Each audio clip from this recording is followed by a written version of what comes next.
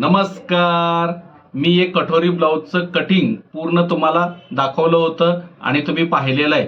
पण बरेच जणांनी मला कमेंटद्वारे विचारलं की दादा कटिंग तर बरोबर आहे, पण शिवण कसं असेल, म्हणजे कटोरीचा टक्स कसा मारायचा, किती इंचावर मारायचा, किंवा कटोरी कशी जोडायची, आणि दुसरी गोष्ट म्हणजे जर कमी जास्ती कटोरी होत असेल तर कसं करायचं. मुळात तर मी कटिंग दाखवलं म्हणजे शिवण दाखवणं ही सुद्धा माझी जबाबदारी, बरोबर ना. तर ती कशी असणार आहे आणि कसं शिवलं जाणार आहे, कटोरी कशी बसवली जाणार आहे आणि टक्स कसा मारला जाणार आहे, तर ते मी तुम्हाला सांगणार आहे. तर चला मग. तर आपलं हे कटोरी आहे. कटोरीला आहे ना इथे टक्ससाठी आपण इथं चटके मारलेले आहेत. तर इथून आपलं हे टक्स अशा पद्धतीने येणार आहे. हे बघा, अशा पद्धतीने हा टक्स येणार आहे. तर काय करायचं अगोदर माहिती आहे का, हे दोन्ही पॉइंट एकत्र जोडून घ्यायचे आणि हे मात्र वर खाली होऊ द्यायचं नाही. बरोबर ह्या हिशोबाने हे बघा सरळ असं शार्प टिप घ्यायची.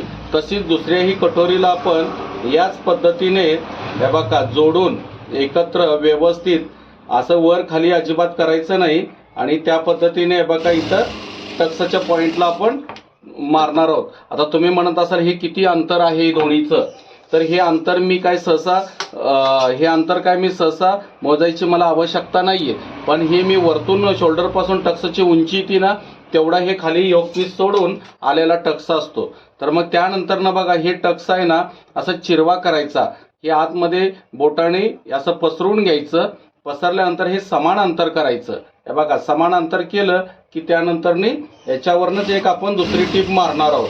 जसं याला मारलं तसं याही कटोरीला असंच पसरून घेणार आहोत. हे बघा नीट. आणि त्यानंतर ना हे बघा असं सरळ करून दोन समान भाग करून पाठीमागे आणि पुढे एकसारखं करून या पद्धतीने याच्यावर आपण टीप मारणार आहोत.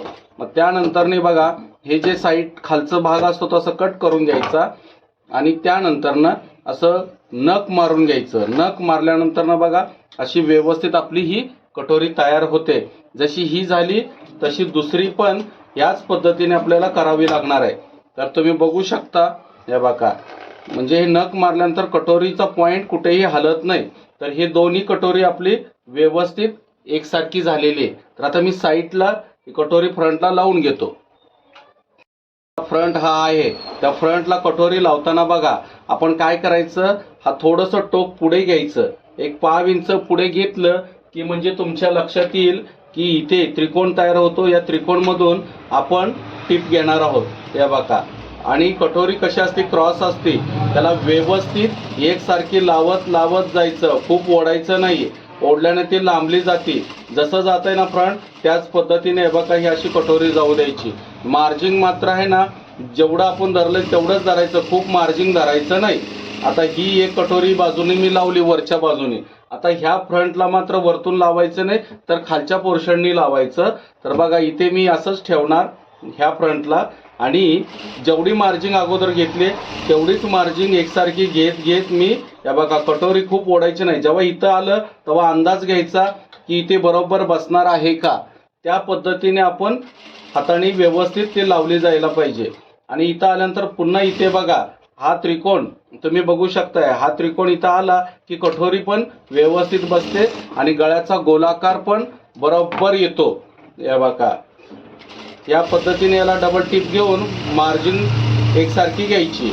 मग आता त्यानंतर ना बघा इकडे हा काप या साईडला टाकायचा आणि व्यवस्थित नख मारून घ्यायचं. म्हणजे बघा हा पोर्शन आपला गोलाकार गळ्याचा व्यवस्थित येतो.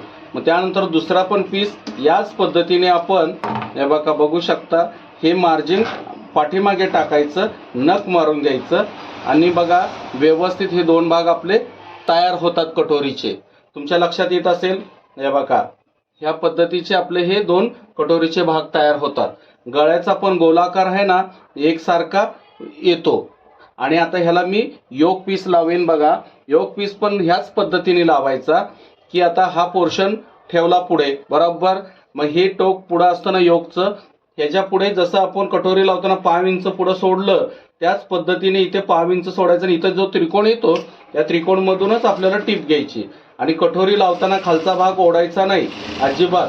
कारण तो क्रॉस असतो आणि योग पीस जसा वरचा ओढता धरेल आणि जसं एकसारखं जाईल तसं ह्या पद्धतीने आपण याला जाऊ द्यायचं आहे बघा.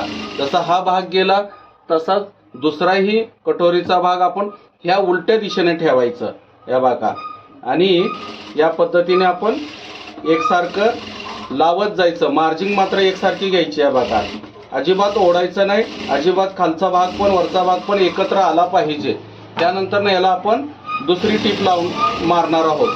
म्हणजे बघा हे दोन्ही योग पीस आपले एकसारखे लागले जाणार आहेत या बघा.